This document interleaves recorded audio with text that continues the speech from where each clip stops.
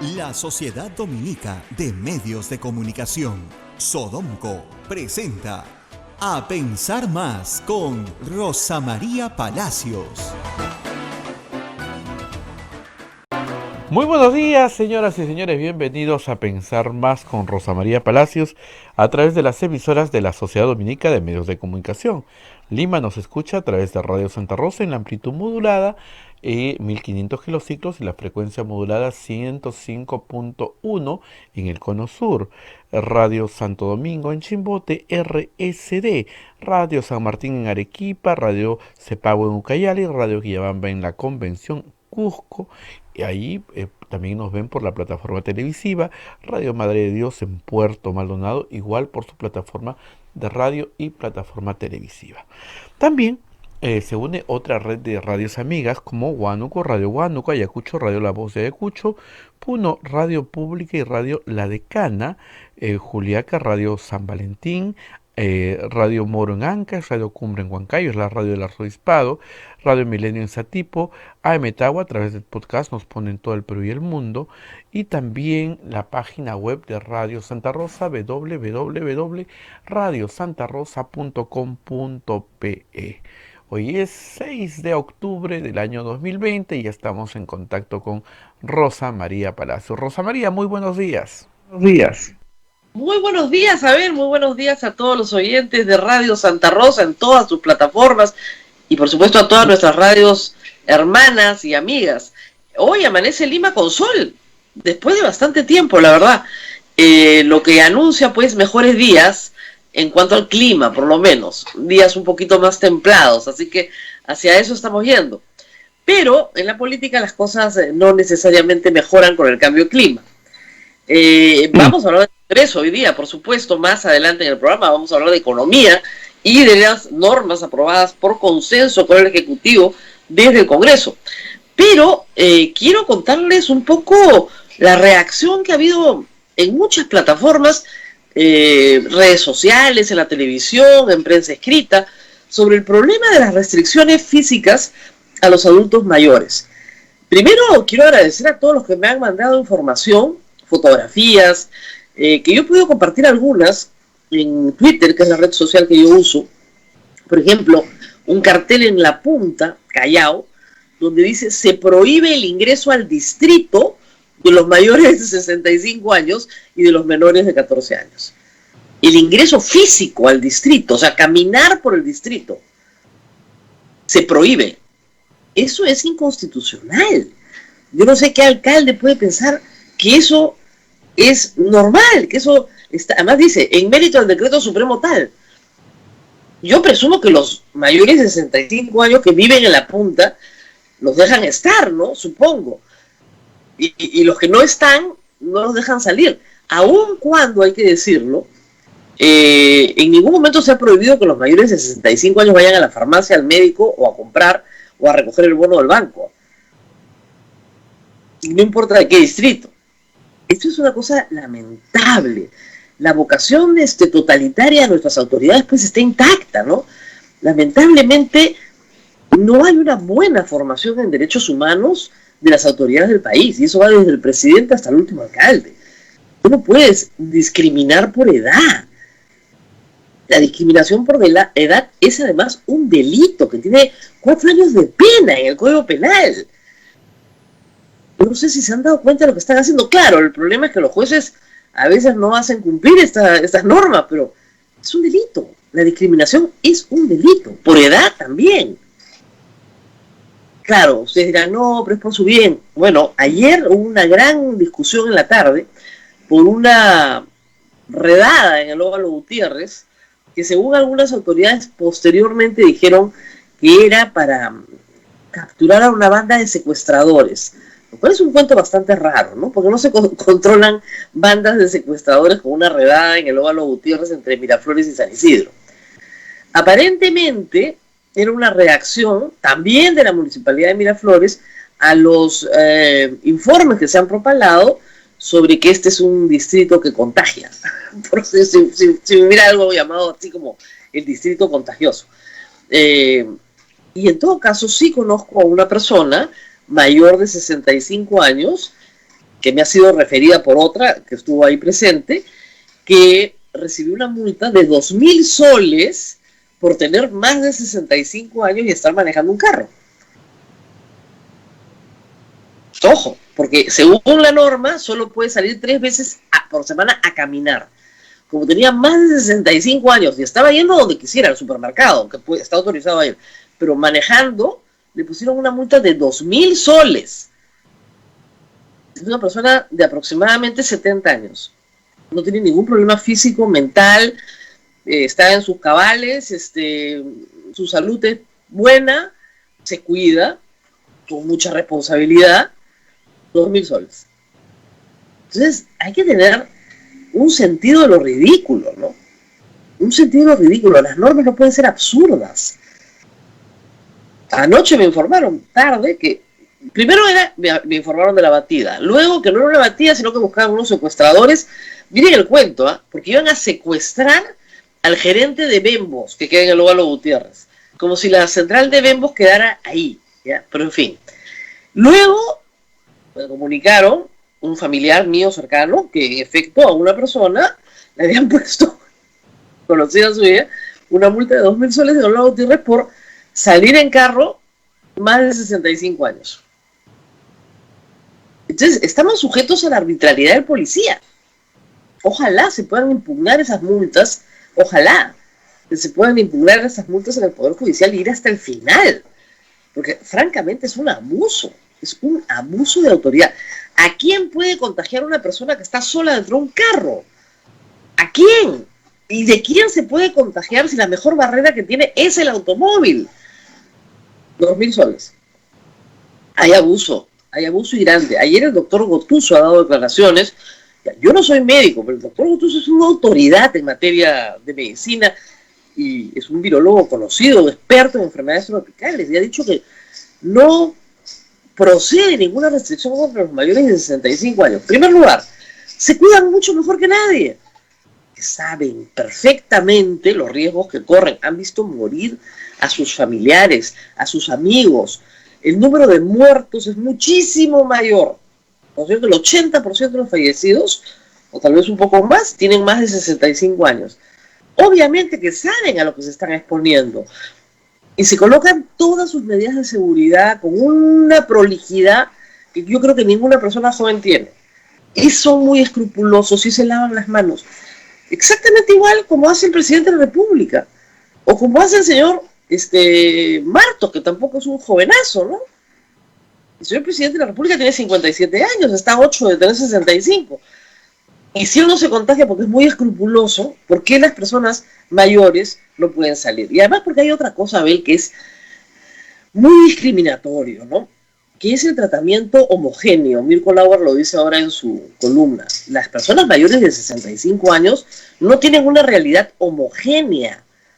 Una cosa es tener 90 años o 95 años, tener muy poca movilidad, ¿no es cierto? Estar siempre dentro de tu casa, porque ese es tu hábitat actualmente.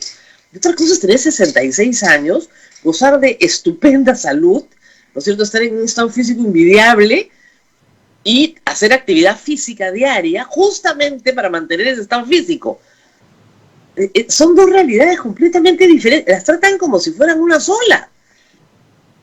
O sea, hay personas que efectivamente tienen menoscabada su salud crónicamente, no por la pandemia, crónicamente se cuidan más, se cuidan siempre más, siempre, no por la pandemia, siempre. Salen menos, pero también hay un grupo de personas que dicen, con toda razón, me siento bien, estos son los últimos años de mi vida, ¿por qué voy a estar 200 días encerrado? Estaba con una persona mayor que le preguntó al doctor delante mío, ¿me puedo morir de aburrimiento? Y el doctor le dijo, no, espero que no. Pero claro, va allá, ya hiciste todos los rompecabezas, ya hiciste todos los crucigramas, ya te viste todas las series de Netflix, quieres ir a ver a tus hijos. O sea, ¿por qué tus hijos no pueden venir a verte con mascarilla? Se sientan en una esquina de la mesa y tú en la otra esquina. ¿O ustedes creen que eso no está pasando en el Perú? Se lavan las manos, no se besan, no se abrazan, los ven. ¿Ustedes saben cuánta gente no permite, o sea, no ha podido ver a sus hijos en 200 días? No tiene ningún sentido, porque yo diría, bueno, no, la enfermedad está en su punto crítico, esto está expandido por toda la ciudad, cualquier diligencia en esta materia es poca. Ya no. Ayer leí otra noticia, a ver, que ya me parecía absurda. Tú sabes que en Iquitos hay toque de queda, ¿ya? ¿Para qué? No sé. Y además, todavía no abren los colegios. Entonces, un colegio pidió que vayan chicos de quinto de media, tuve las carpetas completamente separadas, con mascarillas, a recibir unas clases presenciales de reforzamiento. Chicos de quinto de media, y le cerraron el colegio. Claro, no tenían el permiso, hay que pedirlo, estamos de acuerdo, pero vamos a lo obvio. ¿Por qué? ¿Por qué los chicos de quinto y media en aulas absolutamente, ni siquiera estaban en un aula, estaban en un pasillo amplio, completo, carpetas completamente separadas, no pueden, con sus mascarillas, no pueden recibir sus clases presenciales? Por favor, vean videos de todas partes del mundo. No Estados Unidos, que ustedes dirán, bueno, ahí están locos, no quieren cumplir, por eso. Otros países, nadie ha suspendido el año escolar. Y en el Perú, el año escolar presencial se suspendió. Y el presidente dice que en marzo van a ir. ¿Qué va a cambiar en marzo que no sea exactamente igual ahora? Que me expliquen. O sea, la vacuna no va a estar en marzo, ¿eh? O sea, disculpen, todos vacunados en marzo. Las locas ilusiones serán. ¿Qué va a cambiar en marzo que no sea igual ahora? ¿Qué? Una enfermedad de bajada, con una prevalencia enorme en este momento. Si la reinfección es posible, y lo es, y no es letal. La señora Macetti dice que el Perú reporta 2 casos de reinfectados, síntomas absolutamente leves. En ninguna parte del mundo la reinfección es letal. Lo que te da es los mismos síntomas de tos, fiebre, leves. Y muchos reinfectados son asintomáticos. Nadie sabe por qué. Nadie sabe por qué los reinfectados son asintomáticos. ¿Ok? Pero en todo caso no es letal. O sea, no te va a matar. Es como tantos virus que circulan que nuestro cuerpo los procesa y adelante.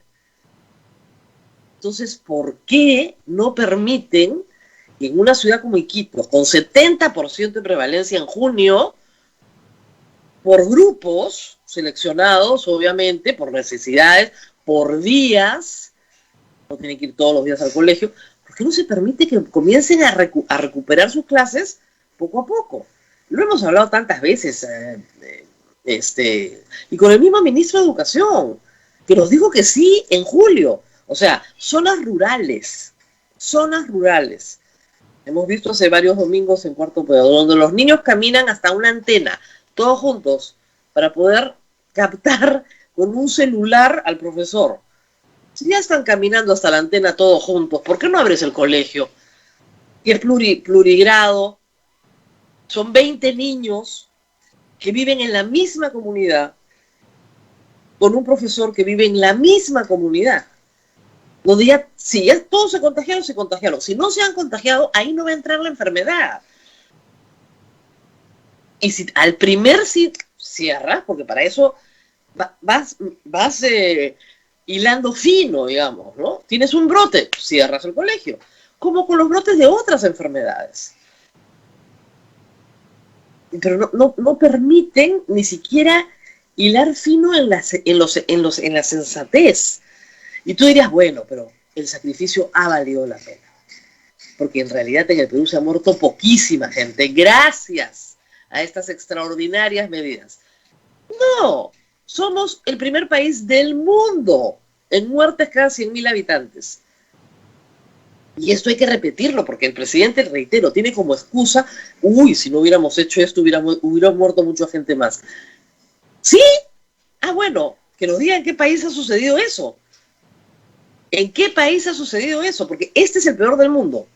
No hay nadie peor que nosotros. No hay nadie peor. Ni siquiera Noruega, que no tuvo aislamiento, dijo ya, contágiense todos, inmunidad de rebaño, tiene muchísimos, creo que tiene 5.000 muertos. Noruega. O sea, los que tuvieron la política de inmunidad de rebaño y después se arrepintieron, esos tienen menos muertos que Perú. No tiene sentido todo esto, de verdad que no lo tiene.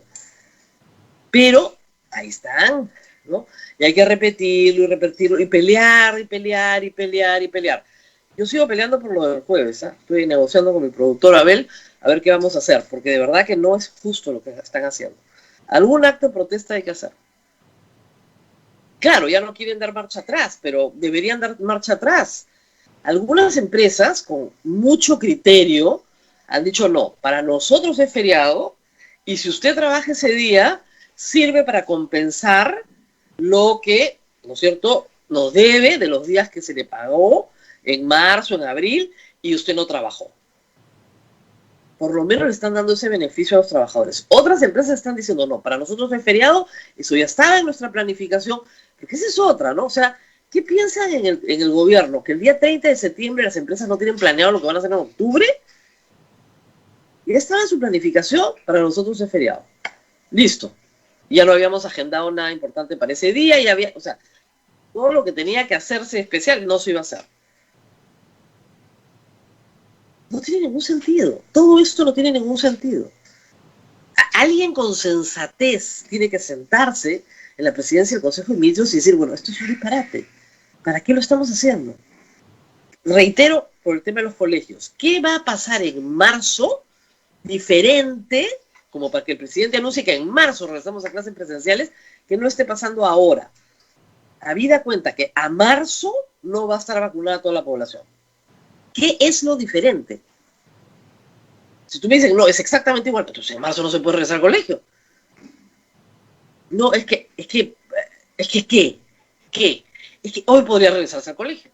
No en todas partes, no en todos los colegios, no todos los grados, no todo el grado al mismo tiempo. De repente algunos van lunes, miércoles y viernes, otros van martes, jueves y sábado, porque no tienes espacio, porque tienes que hacer que la gente, ¿no es cierto?, no todos los padres, hay niños que tienen efectivamente enfermedades crónicas, discapacidades, etcétera.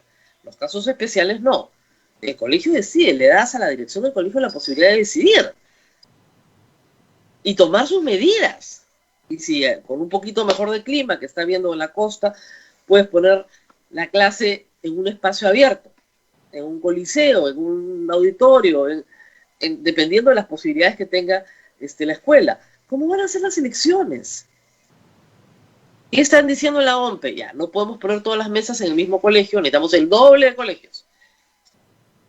Necesitamos el doble de horas, con el doble de colegios, entonces con el doble de espacio, con el doble de horas, tenemos la cuarta parte de aglomeración. Eso se llama pensar. Sentarte y diseñar un plan y decir, ¿cómo hago para que esto siga funcionando? En vez de estar diciendo, no, es la nueva normalidad. La nueva normalidad es que te encierras en tu casa. No, gracias. Yo no he votado por la nueva normalidad. No he votado por eso, ¿eh? No me han preguntado, digamos, para empezar. Yo entiendo y todos entendemos que hay medidas que se tienen que tomar en marzo, en abril, pero para junio, acuérdate, ya era ridículo. Ridículo. El toque de queda a las 11 de la noche, ¿me puedes explicar para qué sirve? Para que no hayan fiestas. Hay fiestas igualitas. Todos los días hay algún reportaje, baby shower con tragos, estas cosas. Igual, pues. Si la gente va a incumplir, el horario es irrelevante. Es el control y la manipulación social que ha calado hondo, hay que decirlo. Ha calado. ¿Cómo les gusta que los manipulen? ¡Qué bárbaro! Y yo reitero lo que he reiterado siempre. Los lugares de mayor contagio de la enfermedad, la expansión violenta de la enfermedad en el Perú, sobre todo en Lima y también en el norte del Perú, se dio, y en Iquitos ni se diga, se dio por 3 factores. El bono. ¿Quién puso a la gente en la cola? El Estado. Los mercados con horario restringido. ¿Quién puso a la gente en horario restringido en los mercados? El gobierno. Entonces, y por supuesto los paraderos, transporte público, porque prohíben el carro particular. ¿Quién pone a la gente en condición de aglomeración? ¿Quién ha puesto en los últimos 7 meses a la gente en condición de aglomeración? En cada aglomeración el Estado ha estado detrás. Entonces, que no nos vengan con que no sabemos cuidarnos. Ese ha sido el Big Bang de la enfermedad, viene por esas medidas. Y no les digo los martillazos con segregación de hombres y mujeres. Esa semana la enfermedad se disparó, pero brutalmente. Brutalmente. ¿Ustedes se acuerdan lo que eran los mercados? Yo vivo a la espalda de un supermercado. Por acá jamás se ha hecho cola para el supermercado, salvo en esa época. La cola empezaba acá, en mi ventana. ¿Te acuerdas que salí con el teléfono para que todo el mundo viera? Eran pues, qué sé yo, 5 o 6 cuadras de cola para entrar a un supermercado que no tenía nadie en la puerta en este momento. Nadie. Nadie en la puerta. O sea, entras normal, ningún problema. Entonces, ¿quién es el que ha fomentado la aglomeración y por lo tanto desencadenado el contagio? El gobierno. O sea, ¿por qué yo puedo ir a un centro comercial, ¿ah? Y no puedo ir, ¿no es cierto? Si tengo 65 años, puedo ir a comprar a un centro comercial que tiene un supermercado y una farmacia. No puedo entrar, porque estoy yendo al supermercado y a la farmacia. Pero solo puedo salir a caminar solo con mi perrito 3 veces por semana, 1 hora. ¿Quién escribe esto? O sea, de verdad, qué falta de criterio. En fin, no podemos dejar de mencionar al Congreso hoy día. Bueno, cuando todo parecía felicidad y que ya las normas de carácter económico se comenzaban a consensuar con el MEF para no quebrar al fisco, pues las cosas comenzaron a salir mal. Ahora vamos a hablar, por supuesto, con Alonso Segura de esa reprogramación de deudas de carácter individual para créditos de consumo, para créditos hipotecarios, para créditos automotrices. Todo ese diseño lo vamos a conversar ahora en el programa. Esto se ha consensuado. ¿Por qué? ¿Qué quería el Congreso? Congelar los créditos. O sea, no pagas. Chao, nos vemos en 6 meses, ¿no? Una cosa, o en 1 año. Con lo cual te traías abajo el crédito peruano, ¿no? La ministra había calculado que eso podía ser una caída de 20% del PBI. O sea, ese nivel de irresponsabilidad, porque claro, dicen algo populista que suena bien, pero no analizan las consecuencias. Entonces, en este momento, lo que se ha negociado es una reprogramación voluntaria. Si yo no quiero reprogramar porque no me conviene, no reprogramo, de créditos que pueden significar, con una garantía del Estado, una reducción de la tasa de interés del crédito. O sea, sí puede convenir a las personas. Porque un congelamiento implica ya, no pago nada, pero en 6 meses me van a cobrar los intereses de 6 meses, no me conviene. ¿Ok? Bueno, ayer corre la noticia en la tarde, 2 proyectos de ley, uno de Acción Popular, otro de Fuerza Popular. ¿Para qué? Para ir sobre el otro tema que es de gran interés de este Congreso, transporte público de pasajeros. ¿Qué quieren? Quieren que las licencias de rutas, ¿no es cierto?, se prorroguen por 6 años en un caso, en el caso de Fuerza Popular, y por 10 años en el caso de Acción Popular. ¿Cuál es el problema? La ATU, ¿no es cierto?, que es la entidad encargada de regular y reformar, porque hay una gran reforma en marcha, todo el transporte público de pasajeros en Lima, es la que tiene que licitar estas rutas. Lo que está haciendo es ampliar permisos por unos meses de manera temporal hasta que logre todo el diseño. Acuérdense ustedes que en la época de Susana Villarán hubieron hasta paros contra la reforma. Una de las reformas que Lima necesitaba y que Luis Castañeda Locio en los hechos, abolió y abandonó, que es dejar el sistema comisionista afiliador. El sistema comisionista afiliador es muy malo para una ciudad. Es decir, yo consigo una ruta, participo en una vez, consigo mi licencia. Yo no tengo un bus, no tengo nada, no tengo un vehículo. Entonces llamo a ti, y le digo, se reciben unidades. Cada uno es dueño de su unidad. Y el chofer puede ser dueño de la unidad como puede ser no dueño de la unidad.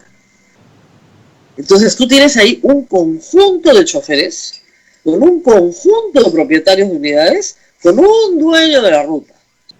No tienes una empresa, no hay una planilla, no hay derechos y obligaciones de los trabajadores, no hay pago de multas. Son empresas brutalmente multadas por millones de soles. El comercio reporta algo así como 70 millones de soles en multas de estas unidades de transporte. Y el Congreso les quiere renovar este régimen, este sistema que no es sistema de nada, donde los micros compiten y corretean por las pistas para ver, ¿no es cierto?, qué. Además, ¿qué recibe el congresista que prorroga una licencia 10 años? A ver, pues, es un escándalo. Y por supuesto, de nuevo, vamos a volver a repartir 12.000, no sé cuántos soles de las AFPs. Todos los que tenían menos de 4.000 soles ya retiraron su plata, ya no les queda nada que repartir. Esta vez, esta norma es para clase media que tiene buenos fondos de AFPs. De nuevo, una vez que llega a un arreglo, de nuevo el retroceso. Porque las medidas populistas en campaña van a hacer una cosa que el MEF yo no sé cómo puede seguir atajando todos los penales que le meten. Va a ser durísimo los próximos meses de la señora María Antonieta Alba, porque lo bueno tiene, ni siquiera puede conducir la política económica porque tiene que estar parada en el arco viendo cómo llegan los pelotazos y además le meten goles con la mano. Porque la aprueban normas inconstitucionales sin ningún problema. Ya ganó una en el TC, hay otra en el TC que todavía no se ha resuelto, la de los ascensos, y viene la de la ONP, que está en stand-by, porque el Ejecutivo ya la observó y ha mandado una contrapropuesta para hacer otras cosas diferentes, positivas yo creo, pero diferentes, y el Congreso no se ha pronunciado. Parecía que la paz había llegado, la armonía, pero no, vienen al ataque de nuevo, no se preocupen. Y claro, genera una falsa expectativa en la gente que cree que va a recibir algo. Viene la segunda ola de la AFP, claro, con lo cual ya el fondo de pensiones de muchísima gente es cero.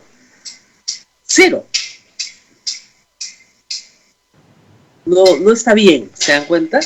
Esto tiene un problema bien serio de fondo, que es la relación ejecutivo-legislativo, que cada cierto tiempo vuelve a empeorar, como si no fuera posible, ¿no? O sea, para favorecer a unos transportistas de Lima, igualito que con el taxi colectivo, pero el mismo nivel de lobby, igualito que con el transporte de carga, con el tema de peajes, que hasta ahora nadie sabe cuánto nos va a costar porque todavía no demandan al Estado peruano, que lo van a demandar de todas maneras. Bueno, todo eso todavía está en discusión. Cada vez que el Estado peruano, ojo, incumple un contrato, lo llevan a un tribunal internacional. Nadie con cierta preparación contrata con el Estado peruano obra pública, una APP, sin que se sometan a un tribunal arbitral en el exterior. Nadie. Porque tiene que estar loco. Entonces todo se lleva y el Estado peruano pierde. Ha ganado muchísimas cosas, es verdad. Le han formado un buen equipo en el MEF. Pero pierde porque a veces pues no te queda más remedio que perder. Es el caso de la Municipalidad de Lima, ojo, que por un tema de peaje ya ha perdido 200 millones de soles. Y como el aval lo tiene el Estado peruano tiene que pagar la barbaridad que hizo Luis Castañeda Locio. Nadie se la ha cobrado. Así estamos. Bueno, Abel, 8:30. Nos vamos a la pausa, Rosa María, porque tenemos al exministro que nos va a hablar justamente de estos préstamos y de este refinanciamiento y cómo va a ir nuestra economía en los próximos meses con la reactivación económica. Que vamos a la pausa y volvemos. Y volvemos. Continuamos con A Pensar Más a través de las emisoras de la Sociedad Dominica de Medios de Comunicación. Lima nos escucha por Radio Santa Rosa, Chimbote, Radio Santo Domingo, Arequipa, Radio San Martín, Cusco, Radio Veritas, Ucayali, Radio Cepagua, La Convención, Radio Quillabamba, Puerto Maldonado, Radio Madre de Dios, en Huánuco, Radio Huánuco, Ayacucho, Radio La Voz de Ayacucho, Puno, Radio Pública, Ancash, Radio Moro, Puno, Radio La Decana, Juliaca, Radio San Valentín, Huancayo, Radio Cumbre, Satipo, Radio Milenio, AM Tagua, nos ponen podcast en todo el Perú y el mundo y la página web de Radio Santa Rosa, www.radiosantarosa.com.p. Rosa María. Estamos con el ex ministro de Economía, Alonso Segura, justamente para hablar de varias medidas económicas, las que el gobierno está tomando o logrando en consenso con el Congreso y las que el Congreso quiere imponer. Vamos a hablar de eso ahora. Muchas gracias por estar con nosotros esta mañana. Empecemos primero por lo que parece un éxito del MEF. Es decir, ha logrado que el Congreso deseche un proyecto criminal de congelamiento absoluto de las deudas y lo cambie por un programa voluntario de refinanciamiento de deudas. Hablemos de ese proyecto que ya fue aprobado en el Congreso, que falta promulgar. ¿Qué se puede decir de esto, digamos, como proyecto de reactivación personal? Porque esto es para personas naturales. ¿Qué podemos decir de esto? Sí, yo creo que es un proyecto razonable. Qué bueno que se haya logrado acuerdo. Como dices, es un proyecto voluntario en que lo que aplica a personas naturales, también a MIPES, ¿de acuerdo? Es créditos personales de consumo, o sea, tarjeta de crédito, también de consumo, hipotecario, vehicular y para MIPES, ¿de acuerdo? Con ciertas restricciones, ciertos topes, ciertos requisitos de calificación, de que sean buenos pagadores, etcétera, ¿no? La idea es básicamente, uno, como dices, voluntario, obviamente voluntario para las dos partes. El que quiere presenta su solicitud, pero por otro lado las entidades financieras, todas, no solo bancos, todas, pueden decidir a quién acogen y a quién no acogen, dentro de las restricciones, parámetros que dicta la ley, ¿no? Y el reglamento. Lo que se ha logrado es que básicamente se generen una situación intermedia en la cual se mejoren las condiciones de pago de los deudores, porque los bancos que decidan acoger deudas a clientes tienen que mejorar las condiciones, reprogramarlas, bajar la tasa de interés. También hay una posibilidad de congelamiento, pero también voluntario el banco aceptarlo, ¿no? Y es excluyente la otra posibilidad. Y el Estado también, digamos, se moja, ¿no? El Estado daría una garantía parcial y ese es el incentivo para las entidades financieras, digamos, de diferir los pagos, mejorar condiciones, a cambio de que si hay morosidad en el futuro, una parte de la pérdida la cubre el Estado, que está dando una garantía hasta por 5.500 millones de soles, ¿no? Entonces es una situación en que comparten deudores, ¿no? Parece como reactiva, pero para personas, porque el Estado también asume parte. El Estado no va a poner un sol ahora, pero si en el futuro una persona no pagara, no cumpliera, claro, pierde su calidad digamos, a sujeto de crédito, pero además el Estado cubre. Ahora, este mecanismo va a hacer que bajen las tasas de interés, porque, digamos, si yo en un banco no me lo quieren dar, yo le puedo vender mi deuda a otro banco que sí me lo quieren dar. Entonces sí creo que puede haber un mercado ahí que inmediatamente baje la tasa de interés para todos. Sí, efectivamente, eso siempre ha sido una posibilidad en ciertos tipos de deuda, no necesariamente en todos, eso hay que decirlo. Pero digamos, independientemente de cuánto ocurra eso, de si un banco no me lo da o una entidad financiera a otro me lo quiera dar y sea posible transferir la deuda, porque es para deudas existentes, ojo, no es para deudas nuevas, ¿no? Claro. Las entidades financieras también tienen cierto incentivo para poder aceptar esas condiciones, esas mejores condiciones, diferir los pagos, reprogramar se llama, y bajar la tasa de interés porque es un requisito, ¿no? Entre 15% y 20% reducción de tasa, dependiendo de la tasa original. ¿A qué nos referimos con eso? Si mi crédito era una tasa del 25% anual, tienen que bajármela al 20%, ¿no?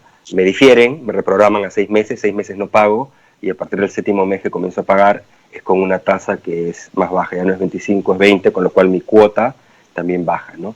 Entonces, esperemos que funcione. Obviamente hay contingencias al Estado, nuevas, hasta por esos 5.500 billones. No significa que toda la cartera se vaya a reprogramar, porque no todos los créditos califican. Para empezar, los deudores tienen que haber sido calificados como normales o CPP. Significa que en el peor de los casos tengan atrasos de hasta 89 días, no pueden tener más de eso. Y lo otro es que hay topes, ¿no?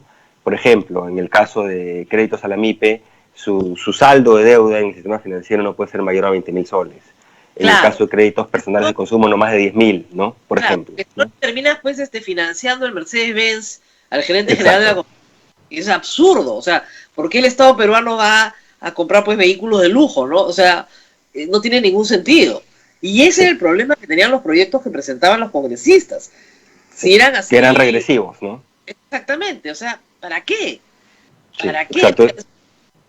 Esto sí, digamos que presumiblemente podemos discutir los topes del MEF, propuestos eran más bajos, el Congreso para variar se fue más arriba, con lo cual hay mayores contingencias y posiblemente gente menos necesitada, ¿no? Pero digamos que en medio de todo, digamos, es un buen equilibrio, con contingencias públicas, hay que decirlo, ciertamente, y ahí en la parte macro, que sí es la que me preocupa, que ya, digamos, el gobierno debería sincerar y modificar esas trayectorias porque seguimos acumulando. No digo que no sea buena iniciativa vista en aislado, pero ojo que el Estado no es barril sin fondo tampoco, ¿no? Claro, todo se paga al final. Ahora, hay un fenómeno en este momento, no sé si lo has chequeado, si entra a ver tasas de interés para ahorristas en el sistema de SBS, el comparativo, las tasas para pagar renta a los ahorristas se han caído al suelo, porque claro, el sistema está líquido, pero que se le sale la plata por las orejas. Y cualquiera que esté escuchando sabe, que tenga una cuenta de banco, todos los días le llega una oferta que dice, ya hay un crédito aprobado para ti, ven, o sea, si uno es buen pagador, ¿no? Es decir, el sistema está líquido, revienta en plata, y no hay quien la tome. Entonces, exacto. ¿Cómo hacer para que cambie un poco, para que la gente consuma, tome el préstamo? Mira, para empezar, en medio de todo esto es una buena situación. Si hacemos una comparación con otros episodios de desaceleración, digamos, en Perú, porque no llegaron casi a esa recesión, el año 2008-2009, el año 2014-15, cuando hubo choques externos fuertes, lo que ha logrado el Banco Central, básicamente, con apoyo del MEF en términos de las garantías, es desarrollar mecanismos de inyección fuerte de liquidez. Eso también ha ocurrido en otros países en distinto grado, Chile, Colombia, ¿no? Si vemos qué pasó en otros episodios, como dije, el crecimiento del crédito se fue al suelo, o sea, hubo restricciones crediticias importantes. Eso no ha ocurrido ahora, lo cual es realmente algo que ayuda a mitigar la situación, ¿no? Ahora, una cosa es disponibilidad de liquidez y otra cosa es que haya, digamos, buenos deudores potenciales que puedan tomar esas deudas o gente que esté dispuesta, porque normalmente no tiene que tener ingresos y lo que sí ha sufrido muchísimo es que mucha gente ha perdido su trabajo, muchas empresas han perdido sus ventas en magnitudes, digamos, importantes. Ya estamos en reapertura, ya está normalizándose, pero digamos que se llegue a una situación, digamos, igual a la previa, va a tomar muchísimo tiempo, ¿no? Entonces, ahí está el problema. El tema es cómo hacer para que, uno, no retrocedamos. Afortunadamente, esas segundas olas que están apareciendo de virus en el hemisferio norte, básicamente por climas, estacionalidades, etcétera, hay muchos casos, presumiblemente porque ya se detectan más casos que antes, pero hay mucho menos fallecidos y esperaría que menos casos graves, ¿no? Porque ya se sabe mejor, no hay vacuna, no hay tratamiento, digamos, infalible, pero se sabe un poco mejor, bastante mejor, cómo tratar en etapas previas, cómo la gente reacciona rápido para alertar, etcétera. Llamas y ya te pueden contestar el teléfono, no como antes que no te contestan el teléfono, etcétera, ¿no? Claro. Entonces, presumiblemente, desde el punto sanitario, esperemos que si llega una segunda ola sea mucho menos virulenta que la primera, uno, y dos, no habría necesidad, y ya se aprendió también, de que no se puede simplemente cerrar la economía y no hacer nada más, ¿no? Claro.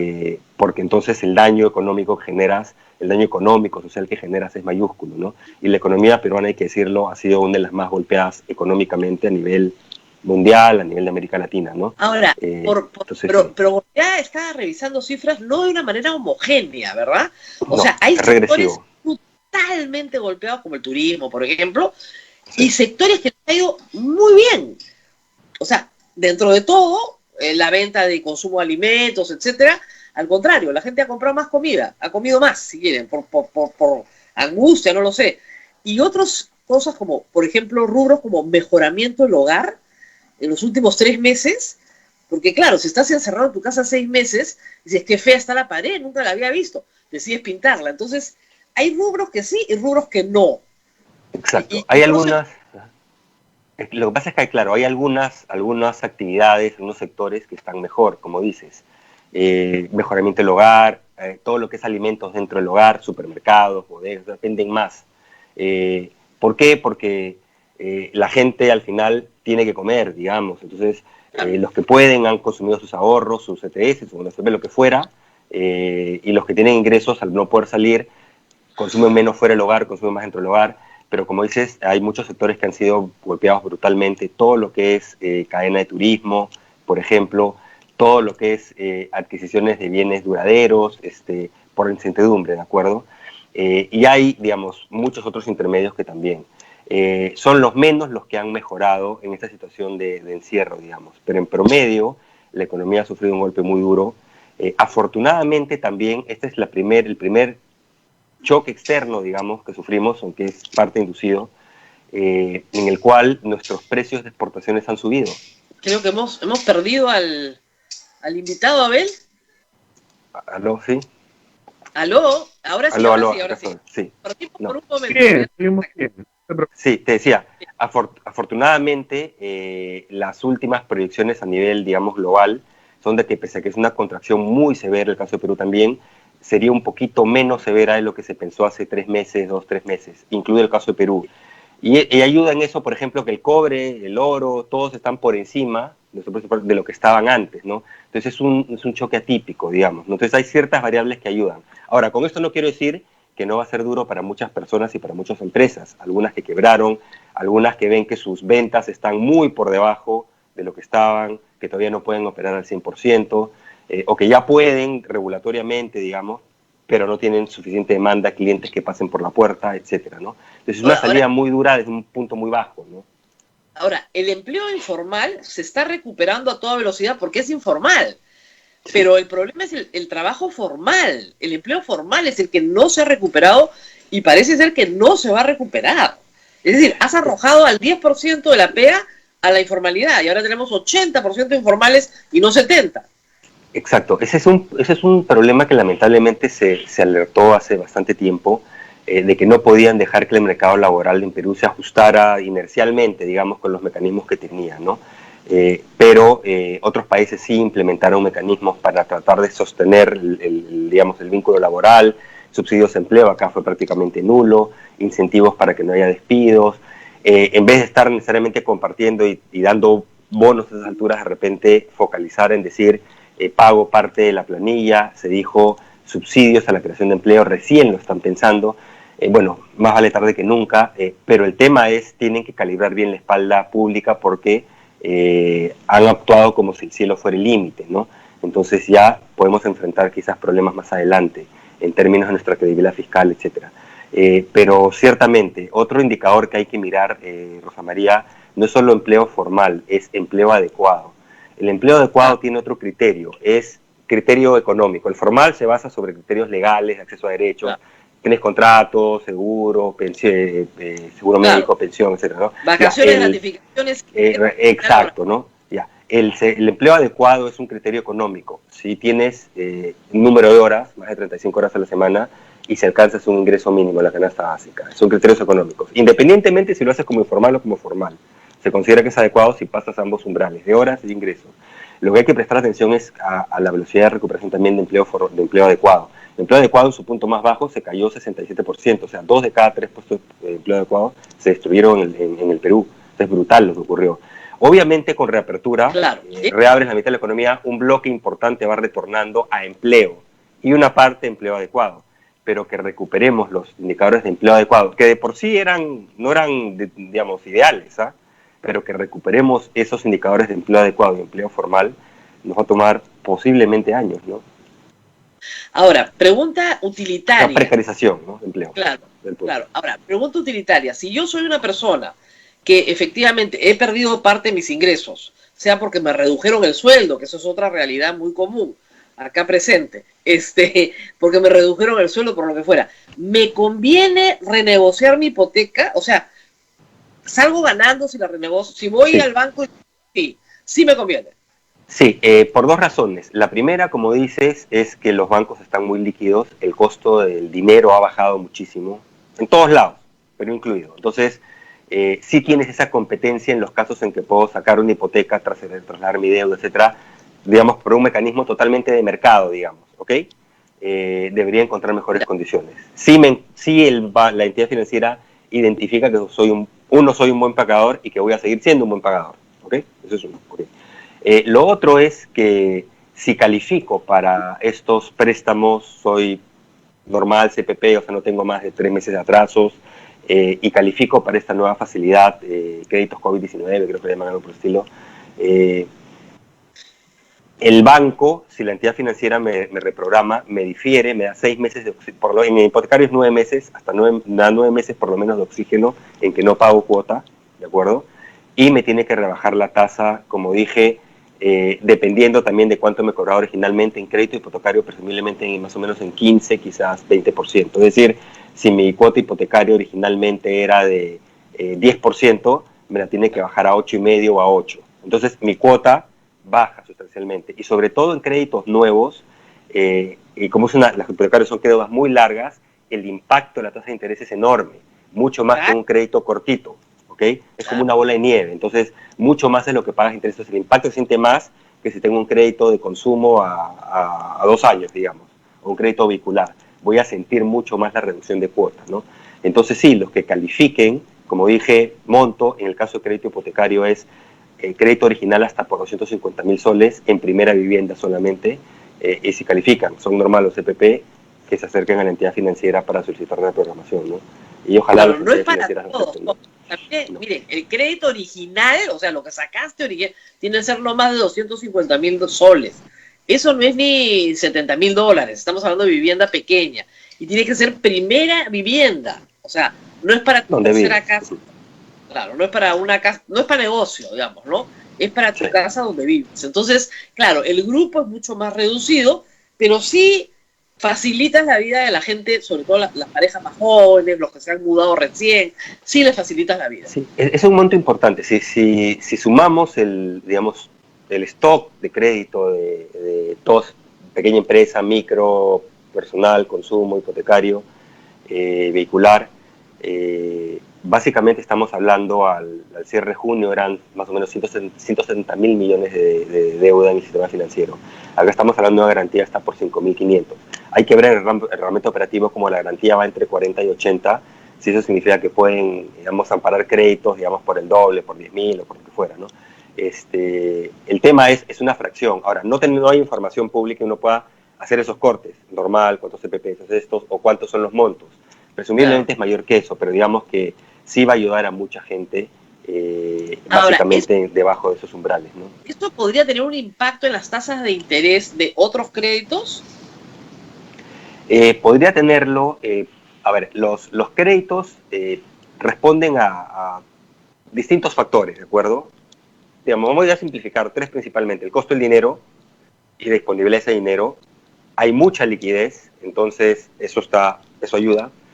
2, los costos operativos, de evaluación de las entidades financieras, digamos, si asumimos que esos no han aumentado, eso no te va a subir. Y 3, lamentablemente riesgo de crediticio, riesgo de impago de los clientes. Entonces, lo que sí podemos ver es que los que se perciban como menos riesgosos, les lluevan las ofertas de crédito.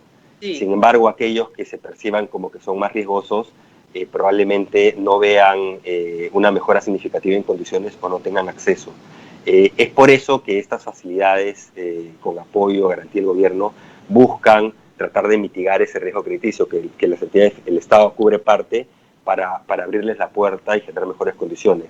Pero digamos, igual, una entidad que dice yo, si no me paga, yo corro con, digamos, 60 soles de cada 100 de pérdida, no es que diga, igual quiero correr con 60. Si lo ve muy riesgoso, va a decir, no, gracias, ¿no? No. Entonces, ayuda, pero tampoco hay una fórmula mágica que pueda hacer que cualquiera, por más riesgoso que sea, si yo, no sé, mi negocio está al borde de la quiebra, es un negocio pequeño, o si yo he perdido mi trabajo, que vayan a llover las ofertas de crédito tampoco, ¿no? Pero digamos, dentro de la posibilidad de tener un sistema líquido, un sistema con tasas lo más bajas posibles, y con mecanismos que a ciertos segmentos de empresas chicas ahora, de personas, hay algún apoyo del Estado para tratar de abrirles la puerta, digamos, ciertamente ayuda, ¿no? Ese es un uso inteligente de recursos públicos, pero de nuevo, ahí reitero, por otros lados no es un uso tan inteligente, no digo en este caso, digo en otros, ¿no? Ahora, de nuevo viene una pregunta que en realidad ha estado flotando en todo esta...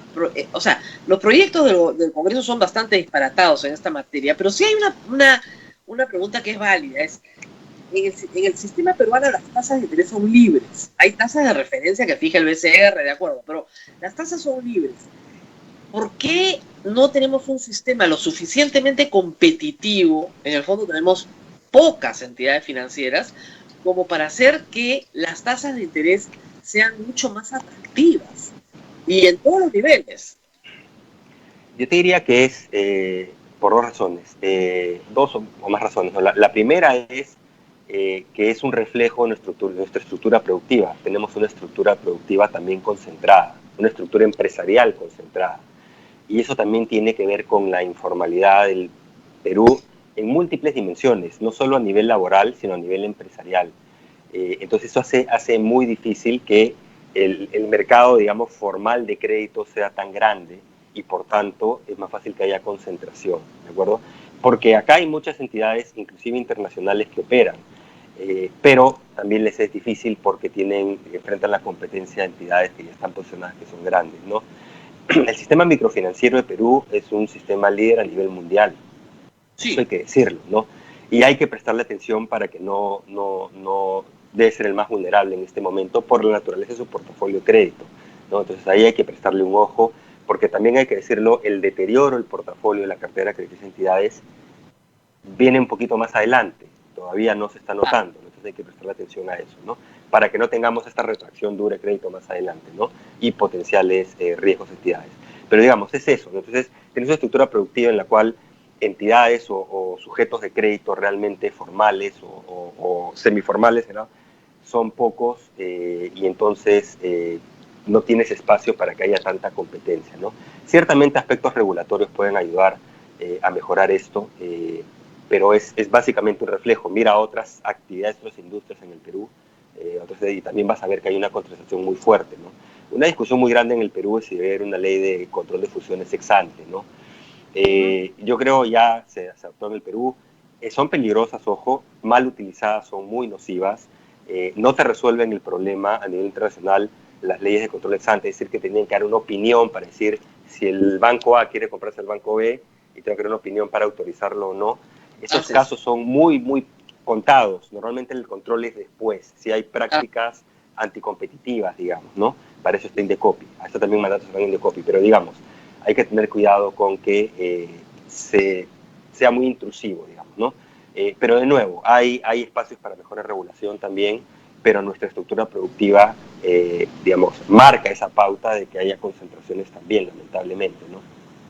Ahora, otro proyecto de ley que ha presentado y que tenemos que hablar de él, ayer de nuevo en el Congreso se ha comenzado a discutir una nueva devolución de aportes de las AFP. Parece que están empeñados en desaparecer el fondo, porque si voy comiéndome mi fondo, bueno, el día que quiera comer de mi fondo no va a haber nada.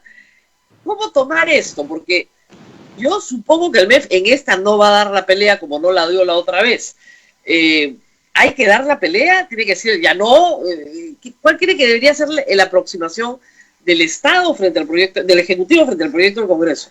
Mira, así, Rosa María, así como he dicho que esta es una buena iniciativa y ha sido un logro que pueda llegarse a una propuesta razonable y finalmente, digamos, el gobierno a través del MEF logró que el Congreso, digamos, entre en un marco de razonabilidad y un proyecto que va a ayudar a gente, no gratis, pero para el Estado, para todos los contribuyentes, pero digamos, se entiende.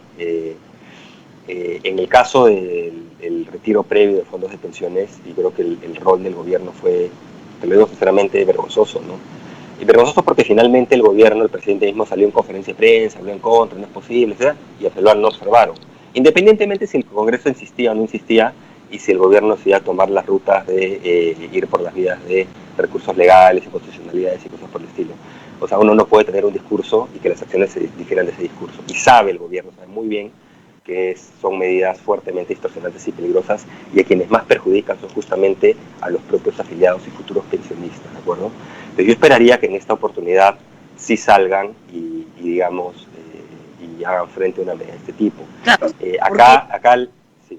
Sí observaron el proyecto de ONP, que era una barbaridad. O sea, eso ya creo que a estas alturas cualquiera lo entiende. ha sido observado y el Congreso todavía no insiste, podría insistir en cualquier momento, ¿no? Pero ha decidido ir por este camino que, claro, en mayo, cuando sacaron este proyecto de ley, la popularidad del Congreso subió a 40%. Entonces quieren reeditar esto después de una moción de vacancia fallida. Entonces, claro, hay un tema político detrás de toda esta historia. Hay un tema de responsabilidad. Y el MEF dice que no me cuesta nada. Es que hay un tema de que el MEF no puede decirte que no le cuesta nada. O sea, esa es una versión, disculpa, es una versión miope. ¿Por qué? Porque estos afiliados, lo que fuera, cientos de miles, millones de personas retiran otra porción importante de su fondo, o todo dependiendo de la versión del Congreso que estemos hablando.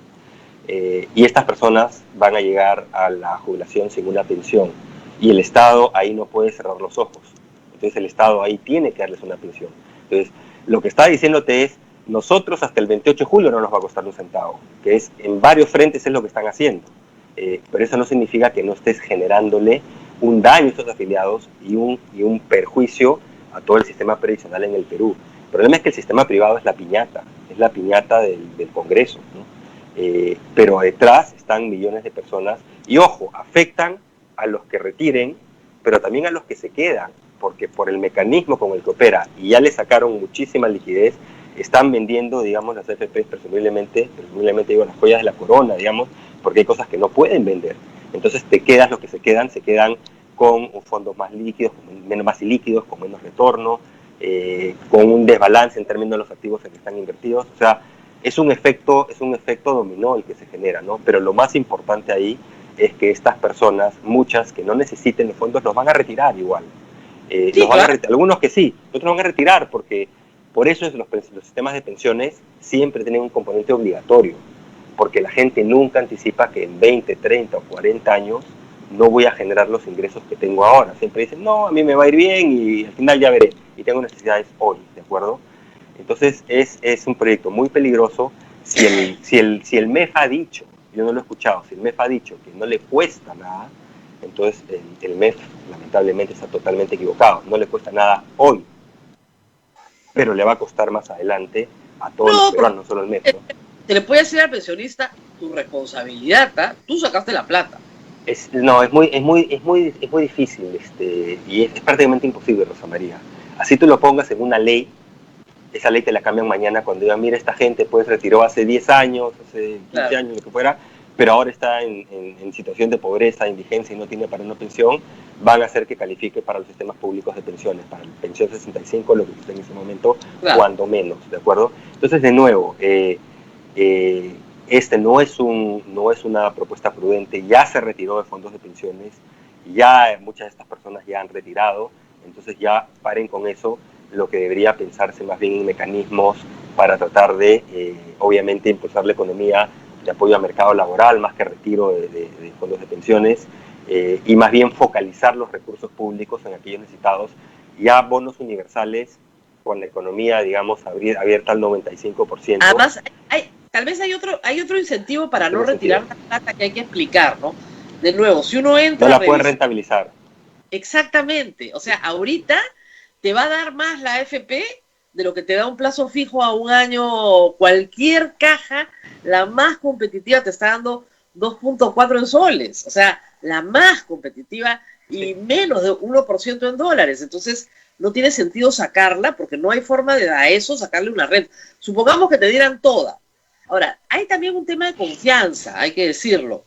¿Qué pasa? Los peruanos, en general los latinoamericanos, no confiamos mucho en nuestros estados. Entonces, si te dicen, la puedes sacar, la sacas porque no vaya a ser que te la expropien mañana. Exacto. Lamentablemente esa es una de las consecuencias de tener congresos como los que tenemos, hay que decirlo. O sea, entonces, nada es tabú, nada, o sea, toman medidas que saben que son abiertamente inconstitucionales y lo saben y no les importa. O sea, saben que genera daño económico y tampoco les importa si va a levantar su popularidad. Ciertamente hay congresistas que lo hacen probablemente porque creen que eso es algo bueno, pero digamos, los números lo que te sugieren de votos es que la gran mayoría sabe muy bien lo que está haciendo y no le importa con tal de quedar bien en la foto hoy con ciertos bolsones de votantes, ¿no? No, claro, el problema es que así se destruye país, así no se construye país, ¿no? Claro, el caso de la ONP, yo creo que ha sido el caso más dramático, ¿no? Solo 3 votaron a favor. Sí. Solo 3, de 130. Y era manifiestamente inconstitucional y quebraba la casa fiscal. O sea, no había forma de pagar eso. No hay forma de pagar eso. Y lo sabían, se les explicó hasta el cansancio, y lo probaron igual. Y además le hicieron creer a la gente que les iban a dar plata, lo cual ya hemos defendido. Hay congresistas que inclusive declararon que era inconstitucional, que bueno, pero eso no les importaba, ¿no? O sea, es decir, saben que están cometiendo actos por los cuales deberían ser inhabilitados por la empresa, pero saben, como tienen que votarlo entre ellos, también no les importa. Básicamente yo estoy al margen de la ley y yo hago lo que quiero, al margen de la Constitución. Y eso no es así en un Estado de Derecho, lamentablemente. Entonces, yo lo que llevaría es a que ya tengan prudencia, que dejen, digamos, ya en salida que la atención del Estado se dedique a los realmente más necesitados, al gobierno también. Y yo creo que si ya empiezan pues en octubre, con bonos universales, pues ya no digo que no haya quienes necesiten más bonos, por ejemplo, pero de repente no tenemos 8,5 millones de hogares que necesitan un bono, que necesitamos 3 millones de hogares que necesitan el bono, pero 2 bonos, no se me explica, no uno. Claro. Entonces, de nuevo, y el concepto es la caja fiscal no es infinita, ya lo he dicho antes, esa trayectoria, si se cumple la trayectoria de gasto, de deuda, de consumo de los ahorros del Estado aceleradamente, nos va a dejar el gobierno en una senda muy peligrosa para los siguientes años. Es decir, el siguiente gobierno va a encontrar una situación, digamos, francamente mucho más difícil, fiscalmente me refiero en términos de las finanzas públicas, de lo que debería. Y hasta el Consejo Fiscal se lo ha dicho, este ente independiente se lo ha dicho al gobierno, y el gobierno simplemente no hace caso porque la atención se va por otro lado y son temas que en medio de todo son relativamente técnicos, digamos, ¿no? Pero no es responsable, y el MEF lo tiene que saber, lo sabe, no le importa. Entonces, eso sí me preocupa, porque cuando uno comienza a sumar las piezas y llegas a algo que simplemente no te cuadra. Claro, o sea, acá 2 más 2 más 2 es 128, ¿no? Claro, pero el MEF está realmente en un fuego cruzado, ¿no? Entre un Congreso enloquecido que quiere salir a tirar plata por la ventana y un Consejo Fiscal que le dice, oye, no, o sea, ya lo que te ha sacado el Congreso es más que suficiente, párala. Y al mismo tiempo una presión popular que te dice, oye, acá estoy, ¿no? ¿Qué vas a hacer por mí? Entonces, es una situación bien difícil ser ministro de Economía en este momento, ¿eh? Es terrible. Es difícil, sí es difícil, pero lo que no puedes hacer es dejar una trayectoria, decir no se aplican las reglas, no hay reglas para mí, porque no hay reglas fiscales, las suspendieron y para mí no se aplica ninguna regla, y dejar, digamos, una trayectoria, unos estimados que sabes que ponen en peligro, digamos, la estabilidad fiscal, sostener las cuentas públicas en el Perú. Eso no lo puedes hacer, ese es un tabú, ha sido un tabú para cualquier Ministerio de Economía, y ojo, no estamos diciendo fiscalistas, o sea, yo he apoyado reforma educativa con presupuestos nunca antes vistos, de salud con incremento de presupuestos nunca antes vistos, diversificación productiva, etcétera. O sea, eso también que se dice que el MEF siempre dice no, tampoco es cierto. En ocasiones ha dicho, en otras ya eso había cambiado, ¿de acuerdo? Pero tampoco no puede simplemente decir el Estado es barril sin fondo. Eso tampoco puede hacerse. Y no estamos diciendo que simplemente apriete y diga no gasto nada. Yo mismo te estoy diciendo, necesitas apoyos al mercado laboral. Racionalice el uso de tus ingresos públicos, ¿de acuerdo? Pero deja algo que sea razonable y, digamos, transparente. Y, por ejemplo, no te puedes comer todos los ahorros públicos líquidos en estos meses y dejar al siguiente con una mano tras otra adelante.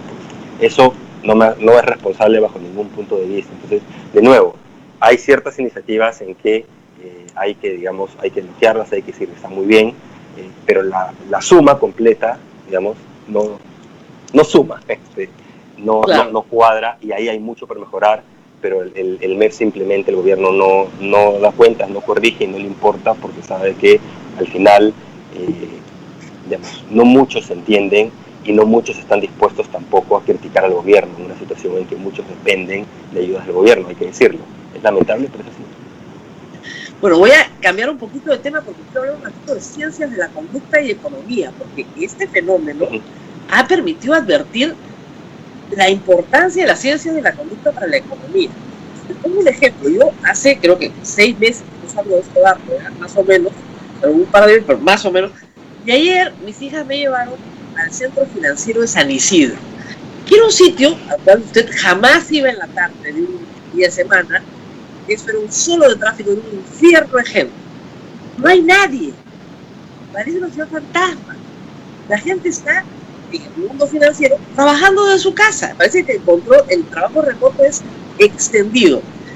Dos, las tiendas grandes, las cadenas de retail, están vacías. Estaba en una cadena de propaganda que decía aforo 60 personas y el cartel decía 82. 82 eran los que estábamos presentes en todo el edificio. No había nadie. Entonces, un mundo creado para que la gente consuma no tiene consumo. Una oferta inmobiliaria inmensa de oficinas que están vacías. ¿Qué va a pasar después? ¿Esto se va a revertir o ya se queda con nosotros? Sí, muy buena pregunta, muy interesante la pregunta, Rosa María. Digamos, a ciencia cierta nadie puede saberlo, pero digamos, esto lo que ha hecho es, por un lado, acelerar ciertos procesos que se estaban dando, todo lo que es robotización, inteligencia artificial, eran avances tecnológicos que lamentablemente destruían empleo, ¿okay? Y lo que ha demostrado la pandemia es que en ciertos perfiles laborales, digamos, no necesitas estar presente, no necesitas estar presente todo el tiempo. Lamentablemente eso también es regresivo. Los que pueden hacer eso normalmente son ciertas actividades mejor remuneradas o más arriba, digamos, en la estructura, digamos, jerárquica, ¿de acuerdo? En otras, no, tienes que hacerlo presencial porque tienes que ganar la vida a un ambulante, no puedes decir lo hago a la venta remota, ¿no? Entonces, aparte de eso ha llegado para quedarse, ¿no? Va a tener consecuencias, sí, por ejemplo, hablaste de espacio, digamos, para oficinas. En muchos casos habrá actividades, otros no, pero que dirán, yo ya no necesito 5 pisos de oficinas porque voy a comenzar a operar remoto para gran parte de su trabajo, entonces voy a reducirme a la tercera parte y tengo puestos móviles. Cada quien tiene su oficina, el que le toca trabajar hoy día o tiene que ir por alguna razón, ahí tiene una terminal en que siempre se conecta, ¿no? Con lo cual vas a tener también una reducción de la demanda de espacio inmobiliario, lamentablemente. Algo de eso va a venir. Lo que es difícil es decir qué tan grande va a ser ese fenómeno, ¿de acuerdo? En ciertos casos abre canales para ventas, o sea, retail, está mucho lo que es la venta en internet, pero también, digámoslo, en un país como el Perú, esa venta en internet pues te afecta al 5% de la población que dice compro desde mi casa y ya no voy, hago clic y se acabó. Otra gente no tiene esa facilidad, no tiene el mecanismo y tiene que hacerlo presencial. Entonces, de nuevo, acá hay cambios, no todo se va a ver, no vas a ver el sector financiero vacío dentro de 1 año, 2 años, 3 años, pero ciertamente hay fenómenos nuevos que se añaden a lo que ya había y otros que tienden a acelerarse, ¿no es cierto?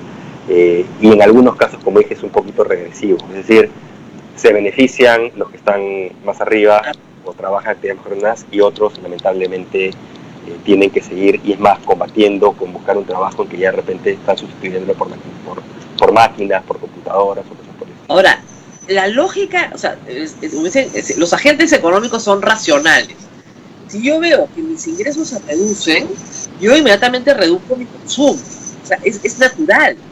Y lo priorizo en comer, en pagar la luz y el agua, o sea, lo básico. Y el problema es que hay un mundo de negocios fuera de lo básico.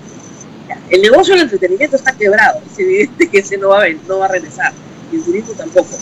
Pero todo lo que es retail, por ejemplo, o sea, las ofertas ayer eran una cosa que yo no lo podía creer. O sea, prácticamente te avientan las cosas encima para que te las lleves. ¿Cómo hacer para que ese consumo, que es importantísimo, regrese? O sea, no sé qué van a hacer, no tengo la menor idea de qué van a hacer.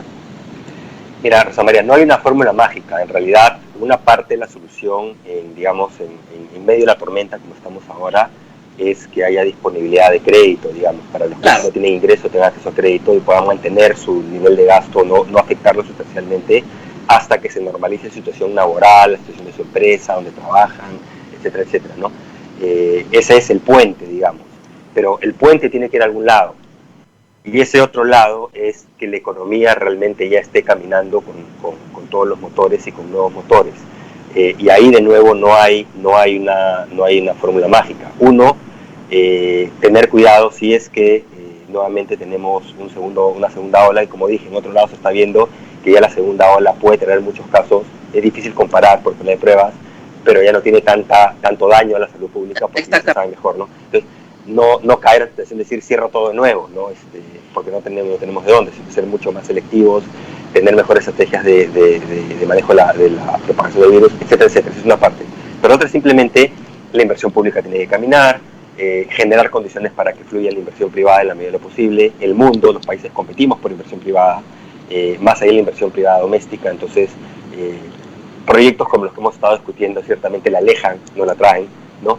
Es decir, ver cómo hacer para que el mercado laboral genere puestos de trabajo lo más rápido posible, aquellos que se destruyeron. Entonces, son varios mecanismos, no solamente macro, micro, de cosas muy puntuales. Ahora, por ejemplo, tratar de que la economía se enganche, ¿no? O sea, el gobierno ofreció el programa de Arranca Perú, pero no arranca nada. Cada vez que hablamos de eso, no arranca el Perú. Entonces, y por otro lado, hay una cartera de proyectos de inversión privada gigantesca en minería, por lo menos en inversión, que tampoco arranca. Y tal vez los incentivos ahí no están bien colocados, no sé, pero no arranca. Entonces, ¿qué están pensando? Ahí hay temas de gestión, Rosa María, y hay temas también hay que decirlo, en lo que es proyectos públicos, hay miedo de funcionarios, más con lo último de las detenciones preliminares. Yo no sé si hay algún funcionario público que va a levantar el lápiz, porque cualquier decisión que tomes, por más pequeña que sea, ciertamente tiene que investigar y creo que hay cosas ahí. Claro. Si metas a 10 funcionarios públicos, muchos de la cadena, no distinguen entre digamos, el área usuaria y el área que simplemente tramite un papel porque me está diciendo yo ya hice mi evaluación, está bien, igual, o sea, cualquiera que pasó por ahí, adentro, o sea, hay muchos problemas, ¿de acuerdo? Pero ciertamente yo creo que un área en la cual el gobierno no le ha dado énfasis es impulso a inversión privada y también cómo hacer para generar mejores condiciones de mediano plazo para las actividades económicas, ¿no? Ahí entran muchos temas, no solo relanzar los proyectos de acciones público-privadas, ver cómo hacer para que proyectos mineros responsables caminen, ¿no? Ambientalmente, posiblemente puedan caminar. Lo otro, como dije, diversificación productiva, es otros sectores. Hay algo sí ha retomado este gobierno, se había abandonado, está retomando cómo hacer para que sectores que tienen potencial forestal, acuícola, otros generadores de empleo formal, etcétera, puedan despegar. Ese es trabajar en una agenda desde hoy para generar, digamos, puestos de trabajo futuros. Ciertamente agroexportación no es como hemos alcanzado nuestro tope, hay mucho por hacer, hay proyectos ahí parados, Majes, Mochi, hay otros proyectos que podrían lanzarse, sujeto evidentemente a restricción pública cuando haya recursos públicos comprometidos, aunque sea parcialmente, pero falta esa parte de agenda de mediano plazo, ¿no? El plan de infraestructura, desde el punto de vista del Estado, fue algo que se vino gestando durante mucho tiempo, es un buen paso inicial, pero da la impresión de que está enfocado el gobierno en el muy corto plazo y no en construir cosas que vayan hacia adelante, ¿no? Majes es el caso más claro, ¿no? De que sigue ahí parados, ha vuelto un tema político, un tema de miedo de funcionarios y no se toman decisiones, ¿no? Y son decenas de miles de hectáreas. Como lo ha dicho, o sea, si a una persona la meten a detención preventiva por autorizar un contrato de menor cuantía, o sea, porque finalmente los contratos de Richard Swing son contratos de menor cuantía, de $8,000, de 8,000 soles, pero 9, pero de chicos, ¿no? Que no necesitan nada, no necesitan concursos públicos, no necesitan licitación. Si por autorizar la señorita del ministerio que firma el contrato se va presa, o sea, no va a haber, yo te digo, un municipio, que ahora es un ministerio, que quiera autorizar la compra de papel, porque va preso. Y son cualquier funcionario que participó de cualquier manera, ni siquiera entiende cómo funciona el sector público. Hay un área usuario que dice, oye, ya, yo eso mi concurso, cumple con todo, contrata a la señora Rosa María Palacios. Claro. Ok, yo doy trámite a eso y te meten presa. Y dices, oye, y ojo que la otra menor cuantía no tiene que ir presa, eventualmente se verá si hizo algo ilegal, pero obviamente no digo que nadie lo haya hecho, de repente más arriba lo han hecho, sí, que se investigue, pero acá, digamos, los derechos de las personas no valen nada. Esto lamentablemente se veía venir, ha habido ya abusos, tú los has comentado, contra otros funcionarios, en algunos casos ciertamente justificados, en otros casos ha habido abusos, ensañamiento contra personas en procesos, no voy a dar nombres, pero ha sido reiterativo, entonces simplemente el sistema de justicia en el Perú siente que puede hacer lo que quiera con quien quiera, y eso es peligrosísimo en cualquier sistema de justicia, ¿no?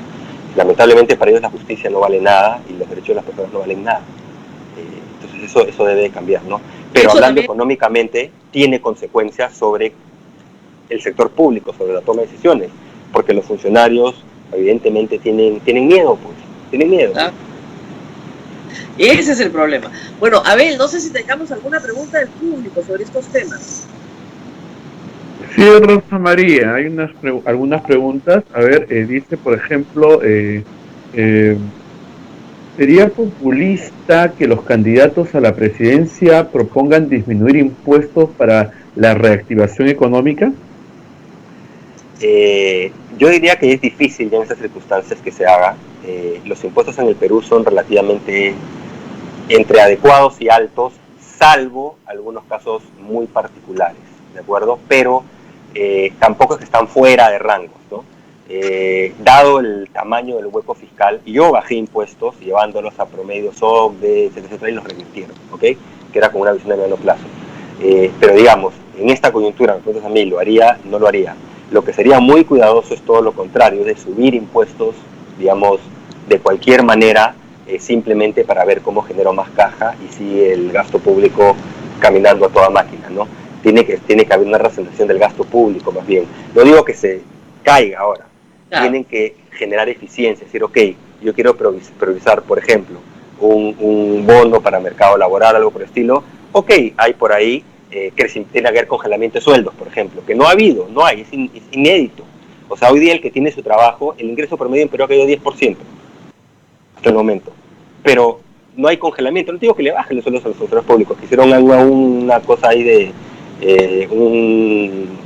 una medida populista también con el gobierno, decir, los otros funcionarios que quieran le bajo un poquito. No, okay. Simplemente, ok, no lo bajes, pero no lo subas, por ejemplo. Claro. Haz congelamiento de contrataciones, salvo para ciertos casos especiales, por un tiempo. El Estado peruano es pequeño, ¿de acuerdo? Pero creo que va más por orden el gasto público.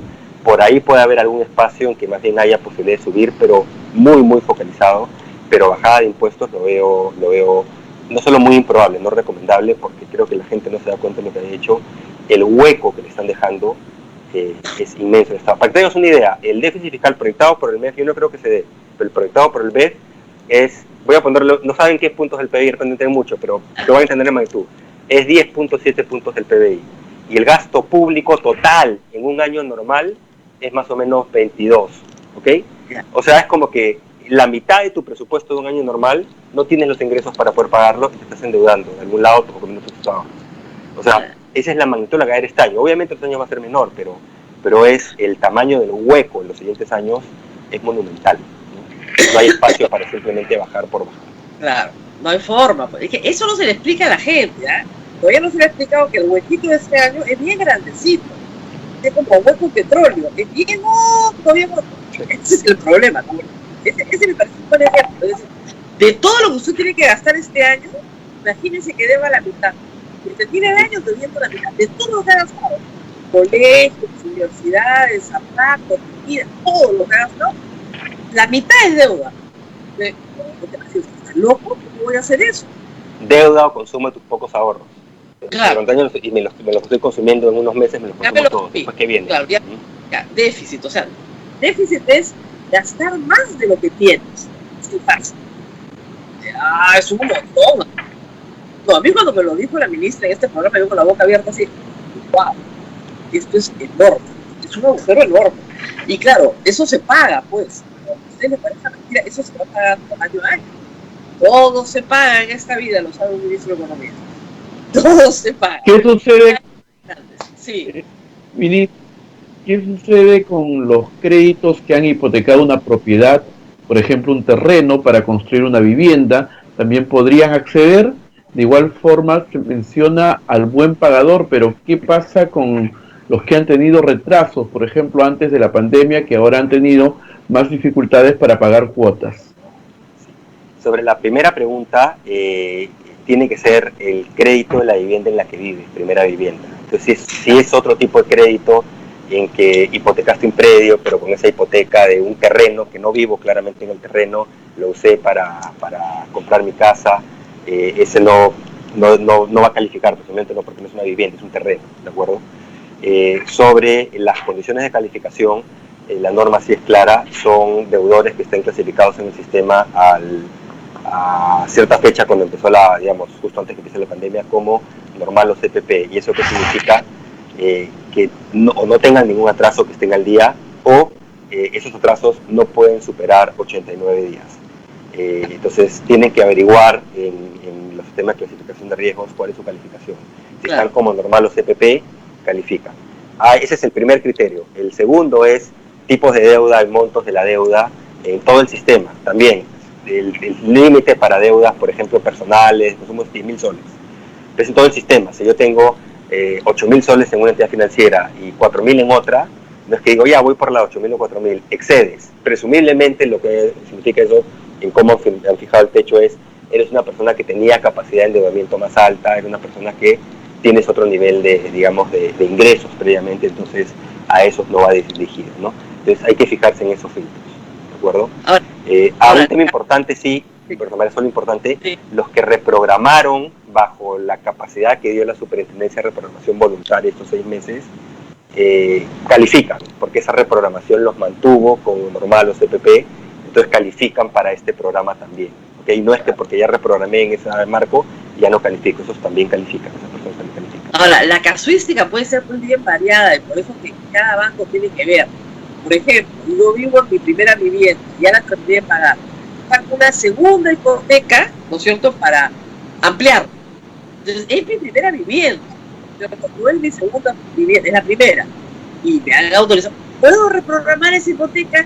Eso tiene que decir el banco, ¿no? O sea, ese es, yo creo, el banco, o lo dirá el reglamento también dentro de lo que consideren, si es que no va más allá de la ley, porque la ley dice primera vivienda, etcétera, ¿no? Entonces, ahí va a haber unas áreas grises, siempre las hay, que tendrá que aclarar en el reglamento, digamos, el gobierno, el organismo supremo, supongo, y también las entidades financieras que podrán ver si a su criterio eso cumple, porque son los responsables de ver que se cumple. Entonces hay casos ahí que sí, es difícil decir toda la casuística en este momento, ¿no? Sí, importante es todas las entidades financieras reguladas por Superintendencia de Banca, o sea, no solo bancos, es cajas municipales, cajas rurales, financieras, etcétera, ¿no? Todas califican, ¿no? Todas, por si acaso. Y ojo, no es para deuda nueva, es para deuda vieja. O sea, no vayan corriendo al banco. Aunque si van, les van a prestar a buenas tasas, les digo, porque la cosa está que se les sale la plata por las orejas a la financiera. Así que vaya, porque de verdad que hay para prestar. Muy bien, muchísimas gracias a Rosa María. Sí, es un buen momento para cambiar dólares. Mira, esa pregunta lamentablemente los economistas cuando respondemos quedamos en ridículo, ¿ok? Lo que te diría es, si una persona necesita cambiar dólares porque su renta está en dólares y sus gastos están en soles, lo mejor es, en la medida de lo posible, hacerlo de manera escalonada. Es decir, no tratar de agarrar el pico, ¿no? Sino ha estado el tipo de cambio, digamos, por encima de 3.50, ahora hace unos días ha un nuevo pico. Cuando ves esos saltos, son de repente sí buenos momentos para decir, vendo una parte, pero nunca, salvo que necesites en ese momento pues todos los soles, nunca tratar de darle al pico porque no sabes si es el pico o si va a seguir subiendo, ¿no? Claro. Y es muy difícil predecir la tendencia hacia adelante porque depende de muchos factores, ¿no? Pero sí diría que el tipo de cambio debería estar en estos todavía niveles relativamente altos por unas semanas, meses, con sus vaivenes, pero no se anticipa que regrese pues a 3.30, ¿no? En el futuro próximo, ¿no? Ahora es una banda entre 3.50, ¿no? Pero de nuevo, esto con muy poca evidencia porque el economista que trata de predecir el tipo de cambio tiene ridículo. El economista que anticipa el tipo de cambio se hace rico, ya no es economista, pues. Se dedica a hacerse rico con el económico. Muy bien, muchas gracias a todos por haber estado con nosotros. Ya lo vamos a llamar para discutir las ideas económicas de los candidatos. O sea, si es que tienen ideas económicas, porque realmente no las tienen. Las que los tengan, vamos a discutir. Ojalá las tengan, digo. Ojalá las tengan, porque así como si el tema sanitario es vital en esta campaña, el tema económico es muchísimo más importante. Entonces, hay que ver, con lo que viene el próximo año, hay que ver en manos de quién ponemos la economía. El siguiente gobierno va a encontrar, parte obviamente era inevitable, yo creo que parte sí se podrían todavía hacer correctivos en los últimos meses de gobierno, pero va a encontrar una situación económica más difícil desde los años 90, ¿no? Inicio de los 90. Exactamente. Lamentablemente, ¿no? Entonces sí necesitamos una discusión, un debate de ideas, ¿no? Así es. Una cosa Esperemos. diferente. Así es. Muy bien, muchísimas gracias, Abel. Nos vamos despidiendo nosotros también. Gracias, María. 9:28, lo Gracias, hemos Abel. hecho. Muchísimas gracias. Gracias. Gracias a ustedes. Bien, Y nos vemos. nos vamos, Rosa María. Hasta mañana. Y no se olviden que el jueves Hasta mañana. no debemos trabajar. Pero el gobierno no quiere rectificar, Abel, ¿eh? Y creo que vamos a hacer una rebelión. ¿No? Vamos a organizar una rebelión. Sí, que de verdad, A ver. de verdad. Pero vamos a organizar una rebelión. Muy bien. No, porque si no, olvídate del Día de la Inmaculada, nos lo quitan igual. Y Navidad y Año Nuevo también, ¿no? Acá no se puede hacer ninguna planificación de nada. Porque 8 días antes te quitan el feriado, ¿no? Porque sí, porque el país tiene que producir. Oiga, ¿no se suponía que me tenía que recluir? No, el país tiene que producir. Entonces, ¿para qué me recluían los domingos? Nada hace sentido cuando las normas son absurdas. En fin, nos tenemos que ir, Abel, y nos vemos nuevamente, por supuesto. Hasta mañana, Rosa María. Hasta mañana. Hasta mañana. Chao, chao. Hasta aquí, A Pensar Más con Rosa María Palacios. Este programa fue producido por la Sociedad Dominica de Medios de Comunicación, Sodomco.